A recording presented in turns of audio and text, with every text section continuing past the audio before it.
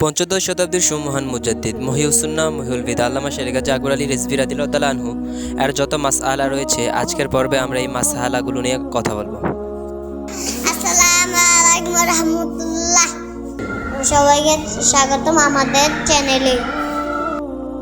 পঞ্চদশ শতাব্দীর সুমহান মুজাদ্দিদ ইমামে আহলে সুন্নাত মুর্শিদে বরহক মহিউসুন্নাহ মহিউল বিদা হক বাতিলের পার্থক্যকারী আল্লামা শেরেখ গাজী আকবর আলী রিজভী রাদিয়াল্লাহু তাআলা আনহু এর যত মাসআলা রয়েছে, আজ পর্যন্ত কোনো স্পষ্ট দলিলাদি দ্বারা তা ভুল প্রমাণ করতে পারেনি।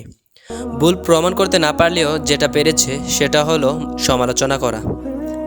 সমালোচনা যতই করা হয়েছে, আল্লামা শেরেখ গাজী আকবর আলী রিজভী রাদিয়াল্লাহু তাআলা আনহু কখনো হকের পথ থেকে সরে আসেননি। নবী করিম সাল্লাল্লাহু আলাইহি সাল্লামের সুন্নত বাস্তবায়ন করতে বহুবার নিজের তাজা রক্ত জমিনে ঝরিয়েছেন। আল্লামা শেরেখ গাজী আকবর আলী রিজভী রাদিয়াল্লাহু তাআলা আনহু এর যত মাসআলা রয়েছে, বিশেষ করে যে মাসআলাগুলো মানুষ চোখ টেরা করে দেখে, ওই মাসআলাগুলোর সমস্ত দুনিয়া এবং সমস্ত পৃথিবীতে প্রচলন রয়েছে।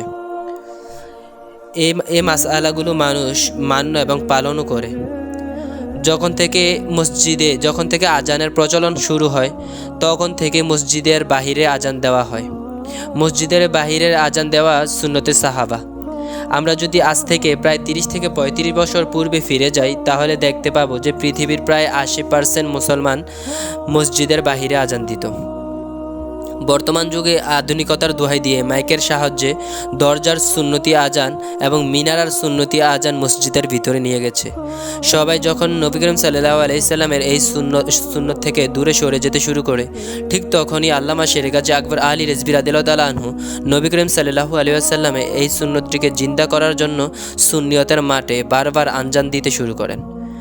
নিজের তাজা রক্ত জমিনে ঢেলে নবী করিম সাল্লাল্লাহু আলাইহি সাল্লামের এই সুন্নত বাস্তবায়ন করে গেছেন। বর্তমান শুধু রিজভিয়া দরবার নয়, বরং প্রত্যেক হক দরবারগুলোই এই সুন্নত মান্য করে।